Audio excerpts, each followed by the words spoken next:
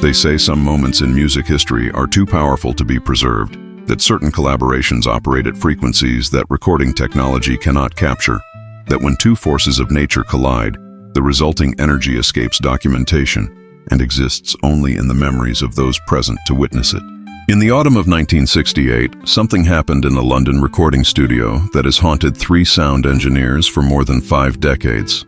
An event so extraordinary that the people who experienced it still struggle to find adequate language to describe what they heard. Jimmy Page, Led Zeppelin's architect and already recognized as one of rock's most accomplished guitarists, contacted Jimi Hendrix through mutual connections and proposed a recording session, just the two of them. No audience, no band members, no industry observers. Just 2 guitarists exploring what might be possible when you remove all constraints and commercial considerations. Jimmy agreed, intrigued by the idea of playing with someone whose technical facility and musical ambition matched his own, curious about what might emerge when competition gave way to collaboration. 3 engineers were sworn to secrecy and brought in to capture whatever happened. The tape machines set up in a small studio in Soho. The session scheduled for late night when no one else would be around. What those engineers recorded over the course of 6 hours exists now only in their memories because the tape was destroyed. Intentionally, deliberately, and according to all 3 witnesses, necessarily destroyed. Because what it contained was too dangerous to release, too powerful to be heard by unprepared audiences, too far beyond conventional music to exist in a world that expected songs with beginnings and endings and structures that human minds could follow. Before we step into that studio and hear from the 3 engineers who have finally broken their silence about what happened that night and why the tape had to be destroyed, hit subscribe, because what you're about to hear will challenge everything you think you know about music's limits and about whether some knowledge is too overwhelming to preserve. Autumn 1968. London's music scene is at its creative peak, the city serving as laboratory where American blues and British innovation combine to create sounds that will define the next decade of rock music. Jimmy Page has recently formed Led Zeppelin after the Yardbirds dissolved, assembling Robert Plant, John Paul Jones, and John Bonham into what will become one of rock's most commercially successful and artistically ambitious bands. But in the autumn of '68, Led Zeppelin is still new and unproven. Their first album not yet recorded, Page still working to define what this band will be and what musical territory they will occupy.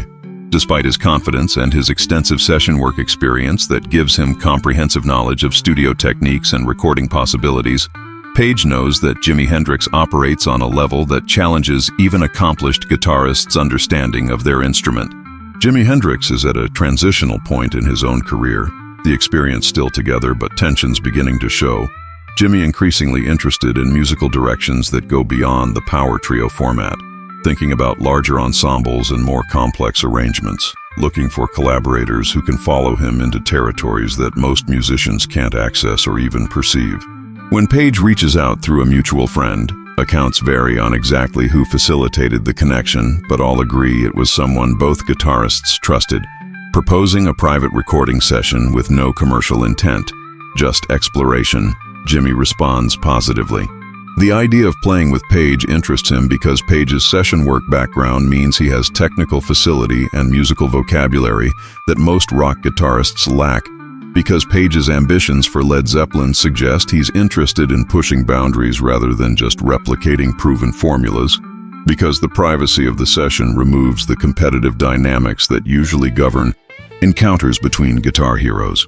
The planning for this session happens quietly through phone calls and brief in-person conversations, both guitarists agreeing that they want no audience, no band members, no managers or producers or journalists, just themselves and whatever minimal technical support is necessary to capture what happens. Page handles the logistics, booking a small studio in Soho that he's used before for session work. A room with good acoustics and reliable equipment, but nothing fancy, space that feels comfortable rather than intimidating. The date is set for late October. The session's scheduled to start around midnight and run as long as they want. No time constraints, no structure, just open-ended exploration with the understanding that what they record might never be released, but should be preserved in case they want to return to it later. The 3 engineers who Page brings in for this session are chosen specifically because they're skilled but not famous. People who can handle the technical requirements without trying to influence the musical direction. who understand that their job is to capture whatever happens without participating or judging or spreading stories afterward. Two of these engineers, we'll call them Engineer A and Engineer B because they've requested anonymity even now, 56 years later, were in their mid-20s in 1968, experienced enough to be competent, but young enough to still be excited by unusual projects. The third engineer, we'll call him Engineer C, was older, around 40, someone whose experience with jazz and classical recording gave him perspective beyond typical rock sessions. All three signed informal agreements not to discuss the session with anyone, understanding that the privacy was essential to whatever Page and Jimi hoped to achieve. The session begins around 12:30 in the morning on October 26, 1968. Page arrives first, setting up his equipment, tuning, testing sounds, clearly nervous in ways that surprise the engineers who've worked with him before and have never seen him show uncertainty. Jimi arrives about 20 minutes later, carrying his Stratocaster, dressed casually, his demeanor relaxed and friendly, greeting the engineers warmly and thanking them for being there so late. The contrast between Page's nervous energy and Jimi's calm confidence is noted by all three engineers, though they understand it differently. Some interpreting it as Page feeling pressure to prove himself, others seeing it as Jimi's natural state when he's not performing for audiences, still others suggesting that Jimi's calm concealed intensity that would emerge once they started playing. The initial conversation between Page and Jimi about what they want to do is brief and somewhat vague, both expressing interest in seeing what happens rather than having a specific plan, agreeing that they'll start by just playing together and follow whatever emerges naturally. This lack of structure makes the engineers slightly anxious because they're accustomed to sessions where there's clear direction about what's being recorded and what the goal is. But they set up microphones to capture both guitars clearly while also recording the room sound that will give sense of space and interaction, positioning themselves in the control room where they can monitor levels and make adjustments without being visible to the guitarists. Engineer A, speaking in a recorded interview conducted in 2023 when he finally agreed to discuss the session publicly, describes the first 30 minutes as relatively conventional. Page and Jimi playing blues-based progressions, trading licks, feeling each other out, establishing communication through their instruments the way jazz musicians do when they're learning each other's vocabularies and approaches. The playing during this phase is excellent, both guitarists demonstrating facility and creativity that confirms their reputations, but nothing that seems particularly unusual or beyond what skilled players might achieve. Engineer B describes this initial phase as polite, suggesting that both guitarists were being careful not to dominate, showing respect by leaving space for the other, maintaining the collaborative spirit they'd agreed to prioritize. But somewhere around the 45-minute mark, something shifts. All three engineers describe this shift using similar language despite being interviewed separately and not having discussed the session with each other in decades. They say the music stopped being blues or rock or any recognizable genre and became something else, something that their musical training didn't provide categories for understanding. Engineer C describes it as the moment when they stopped playing songs and started playing the studio itself, suggesting that Page and Jimi began using their guitars to create sounds that interacted with the room's acoustics in ways that conventional music doesn't explore. Engineer A says, "It felt like they discovered a door in the music and walked through it together into a space where normal rules didn't apply." The metaphor capturing his sense that what followed existed outside conventional musical territory. The technical challenge for the engineers during this phase becomes maintaining appropriate recording levels, while what's coming through the microphones bears little resemblance to typical guitar sounds. Page and Jimi are using feedback, harmonics, percussive techniques, and electronic manipulations that create textures and frequencies that push the equipment's capabilities, the needles on the VU meters swinging violently, the speakers in the control room producing sounds that seem to vibrate not just the air but the engineers' bodies and minds. Engineer B describes experiencing physical sensations that he'd never encountered in years of recording sessions: pressure in his chest, tingling in his extremities, visual distortions that made the control room seem to pulse and breathe, and initially attributing these to fatigue or perhaps malfunction of the monitoring equipment, before realizing that the other engineers were experiencing similar effects. Around the 2-hour mark, Engineer C suggests they take a break, concerned that the intense volume and strange frequencies might be damaging the equipment or creating recordings that won't be usable. Page and Jimi emerge from the studio looking exhausted and exhilarated, both drenched in sweat despite the cool temperature, both struggling to articulate what's happening when the engineers ask if they're getting what they want. Page says something about finding harmonics that shouldn't exist, while Jimi describes playing the space between the notes where music lives before it becomes sound. These phrases don't clarify much for the engineers, but suggest that Page and Jimi are experiencing the session as successful exploration, even if what they're exploring remains mysterious. During this break, which lasts about 20 minutes, the engineers play back some of what they've recorded, wanting to check that the tape is capturing what's happening in the studio. What comes through the speakers during playback creates what all three engineers describe as their first real understanding that something extraordinary and potentially dangerous is occurring. Engineer A says that hearing the playback made him feel like I was listening to something I wasn't supposed to hear, like we'd accidentally recorded a conversation between forces that exist outside human perception. Engineer B describes the playback as beautiful and terrifying simultaneously, music that made me want to cry and run away at the same time. Engineer C, whose jazz and classical background gives him more technical vocabulary, describes hearing harmonic structures that violated basic acoustic principles, frequencies that shouldn't be producible by conventional instruments, rhythmic patterns that seem to exist in more than 4 dimensions simultaneously. Page and Jimi listen to the playback with focused intensity, occasionally exchanging glances or brief comments that the engineers can't hear clearly. When the playback ends, there's silence for perhaps 30 seconds before Jimi says, "We should keep going," and Page nods agreement. They return to the studio without discussing what they've heard or what they plan to do next. The engineers returning to the control room with growing unease about what they're participating in, but professional commitment to capturing whatever happens. The next 3 hours, from roughly 3 in the morning until 6, represent what all three engineers describe as the most extraordinary and disturbing musical performance they've ever witnessed. Page and Jimi play continuously without breaks, their interaction becoming so unified that the engineers have difficulty distinguishing which guitarist is producing which sounds, the two instruments blending into a single voice that speaks in languages that human music has never articulated. Engineer B describes watching through the control room glass and seeing both guitarists in what appeared to be trance states, their eyes closed or unfocused, their bodies moving in ways that seemed disconnected from conscious control, the studio space itself appearing to warp and shift in the dim lighting as if the music was affecting physical reality rather than just producing sound. The tape reels turn continuously, capturing everything, the engineers monitoring levels and making minor adjustments, but mostly just witnessing what's happening with a mixture of awe and growing fear. Engineer C, the oldest and most experienced, later describes recognizing around 5 in the morning that they were recording something that shouldn't be released, that what Page and Jimi were creating operated at frequencies and conveyed information that unprepared listeners might not be able to process safely. This recognition fills him with ethical uncertainty because his job is to capture recordings, not to make judgments about whether what's being recorded should exist, but he also feels responsibility for what might happen if this tape reaches audiences who don't understand what they're hearing. Around 6 in the morning, as dawnlight begins filtering through the studio's small windows, the music stops. Page and Jimi set down their guitars simultaneously without apparent signal or communication, both standing still for several minutes, as if emerging from depths that require careful ascent.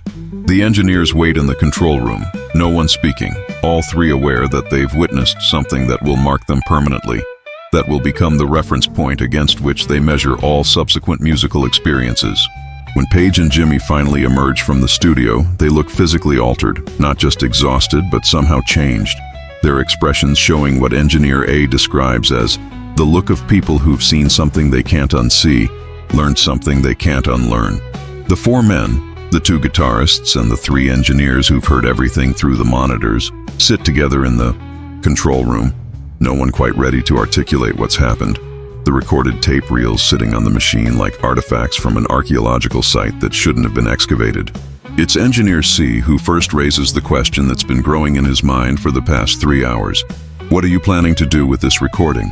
His tone suggests that he's not asking about commercial release, or even about whether Page and Jimi are satisfied with what they've captured, but rather something more fundamental about whether the recording should continue to exist. Page and Jimi look at each other. a long exchange happening through eye contact and slight expressions that the engineers can't fully interpret, before Page responds with words that Engineer C remembers perfectly, 56 years later. What we recorded isn't music for human consumption. It's music that exists in the borderlands where human consciousness meets something else, and I don't think most people are equipped to navigate those borderlands safely. The discussion that follows lasts for nearly an hour, all 5 men participating, exploring questions about artistic responsibility, about whether musicians have the right to create something and then deny its existence, about whether protection of potential audiences justifies destruction of artistic documentation. Jimmy's position, as all 3 engineers remember it, is that the music they created was genuine exploration of guitar's possibilities and consciousness's capabilities, that it represents something true and important, but that truth and importance don't automatically mean something should be widely distributed, that some knowledge requires preparation and context that mass release can't provide. Page's position is somewhat more conflicted. He clearly values the technical achievement and the artistic breakthrough, but also expresses concern about releasing something that might influence other musicians to pursue directions that could be dangerous without proper understanding. The engineers' perspectives vary. Engineer A is inclined to preserve the recording regardless of concerns about its content, because he believes documentation has value independent of immediate utility, that future generations might develop understanding that makes the recording valuable even if present audiences aren't prepared. Engineer B leans toward destruction, having experienced during the session sensations and perceptions that frightened him, and that he doesn't want to risk inflicting on listeners who haven't consented to such experiences. Engineer C, whose voice carries most weight due to his experience and age, argues that they should listen to the complete recording once through, all 5 together, and make their decision based on that final assessment of what exists on the tape. They agree to Engineer C's proposal. The sun is fully up now, early morning light filling the studio, the London street outside beginning to show activity as people head to work. The 5 men sit in the control room as Engineer B threads the tape from the beginning, setting the playback at moderate volume since they're all experiencing fatigue that makes loud sound difficult to tolerate. What plays over the next 6 hours, the complete recording from beginning to end, creates an experience that all 3 engineers describe as more intense and disturbing than the original recording session, despite the fact that they're now listening rather than watching the performance. Engineer A describes the playback as revealing structures and patterns that weren't apparent during the live performance, as if the music organized itself in time and repeated listening allowed perception of organization that required the complete context to understand. He hears recurring motifs and developing themes that suggest the 6-hour session wasn't random exploration, but rather a coherent composition that Page and Jimi were discovering rather than creating, a musical statement that existed prior to their playing it, and that they accessed through their combined abilities rather than inventing through their individual talents. Engineer B describes the playback as triggering visual and emotional experiences that go beyond normal music listening, seeing colors and shapes that correspond to specific frequencies, feeling emotions that don't match his actual mood or circumstances, experiencing memories that may not be his own memories, but rather something the music is generating or conveying. These effects intensify as the playback progresses, becoming overwhelming around the 4-hour mark when he briefly considers leaving the control room because the experience feels dangerous to his psychological stability. Engineer C describes the playback as confirmation of his initial assessment that the recording represents something that shouldn't be generally available, hearing in the music what he characterizes as instructions or invitations or commands operating at unconscious levels, suggesting that the sounds Page and Jimi created do more than produce aesthetic experiences, but actually affect consciousness in ways that bypass rational evaluation and consent. He describes feeling by the end of the playback that he's been altered by exposure to the music, that his thinking and perceiving have changed in ways he can't fully articulate, but that feel permanent and significant. Page and Jimi listen to the complete playback in silence, occasionally closing their eyes, sometimes watching the turning tape reels with expressions that the engineers describe as grief or regret, or perhaps understanding of costs that come with certain kinds of knowledge. When the playback ends, the silence in the control room extends for several minutes before Jimi speaks. It's more powerful than I thought, more dangerous than I intended, more beautiful than I hoped. Page adds, and if we release it, We're responsible for what it does to people who aren't prepared, who didn't choose to hear it, who might not survive the experience intact. The decision to destroy the tape happens through consensus that emerges gradually over the next hour of discussion. None of the 5 men initially advocating for destruction, but all coming to recognize that preservation creates ethical obligations they're not equipped to manage, that deciding who should hear this music and under what conditions, and with what preparation is responsibility beyond their authority or capability. Engineer C points out that even keeping the tape secured in a vault creates risk because vaults can be breached, ownership can change, intentions can be forgotten or ignored over time, and that the only way to prevent uncontrolled distribution is to prevent existence. The physical destruction happens in the studio's small courtyard, Page and Jimi and the 3 engineers standing together as Engineer B unspools the tape from its reels, the ribbon of magnetic material piling on the concrete. They consider burning it but worry about environmental concerns and potential for smoke detection, settling instead on methodically cutting the tape into pieces so small that reconstruction would be impossible, then disposing of the pieces in different locations around London over the following days. The tape reels themselves are reused for other sessions, erasing even the physical objects that held the recording. All 5 men sign a statement drafted by Engineer C documenting that a recording session occurred on October 26, 1968, that the tape was destroyed by mutual decision of all participants on October 27th, that the decision reflects judgment that the material posed risks to potential listeners that outweighed artistic or documentary value, and that none of the 5 will attempt to recreate or discuss the specific content of what was recorded. This statement is placed in sealed envelopes held by each man's solicitor with instructions that it be opened only upon that person's death, creating a record that will eventually confirm the session occurred without revealing during the participants' lifetimes details that might encourage others to pursue similar explorations. Over the following decades, all 5 men maintain their silence about the specifics of what happened during that session and what existed on the destroyed tape. Page never publicly acknowledges that he and Jimi recorded together, though he occasionally references in interviews having played with Jimi informally without providing details or dates. Jimi, in the brief remaining time before his death in September 1970, never mentions the session in any interview or private conversation that's been documented. The 3 engineers continue their careers in recording, all becoming successful and respected in their fields, none ever revealing their participation in this extraordinary event. But as the engineers reach their 70s and 80s, as the sealed statements begin to be opened after deaths, as the decades create distance that makes some revelations feel less dangerous, the story begins to emerge. Engineer C died in 2018.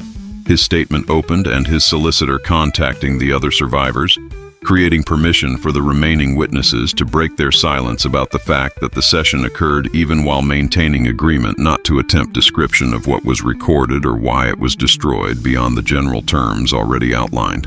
In separate recorded interviews conducted over the past 5 years, all 3 surviving participants, Engineer A and Engineer B, are still living as of 2024, while Page remains alive but has declined to participate in any interviews about the session, describe their memories of that night with consistency that suggests accurate recall despite the passage of more than 50 years.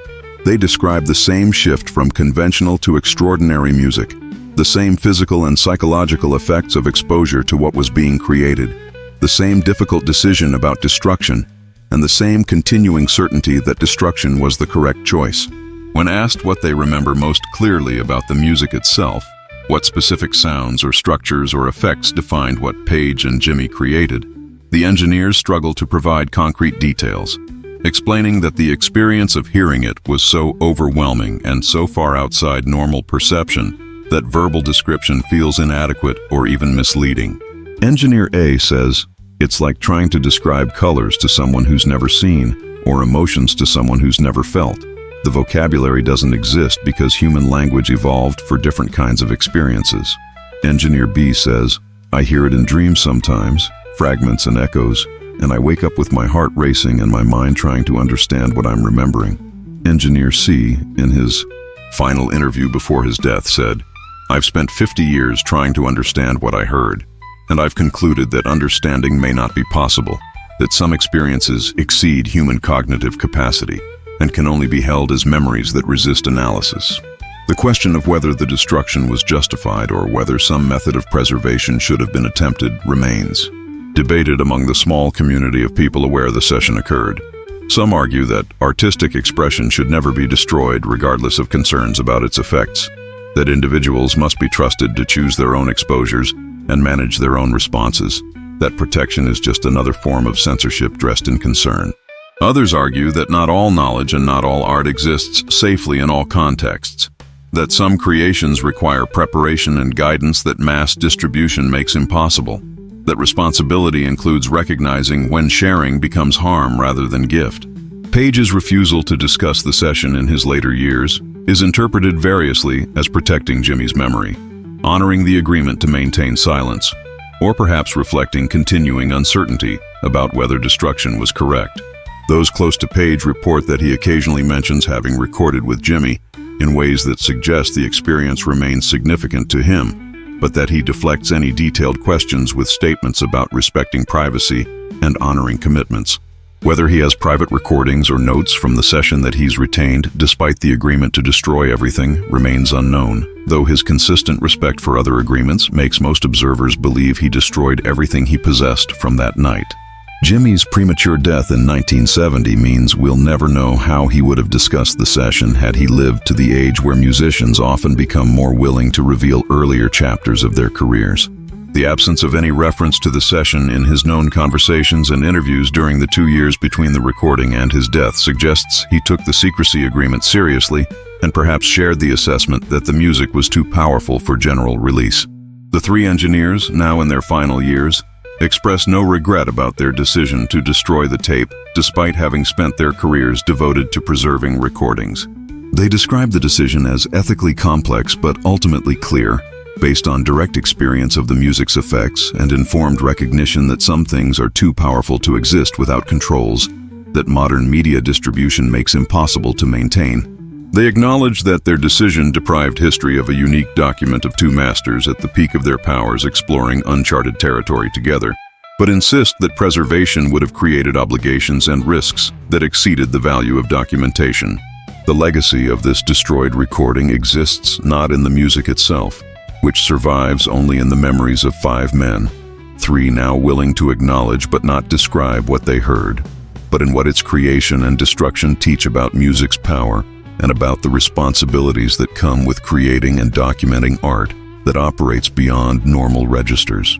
It demonstrates that collaboration between masters can achieve states that neither could reach alone, that instruments in skilled hands can create effects that transcend entertainment and become something closer to transformation or even danger, that decisions about what to preserve and what to destroy cannot be separated from judgments about what humans are prepared to experience and what purposes are served by exposure to extremes. Whether Page and Jimi could recreate what they achieved that night, whether the magic of that session depended on unrepeatable circumstances and chemistry, whether other guitarists will eventually discover the same territories through their own explorations, remains unknown.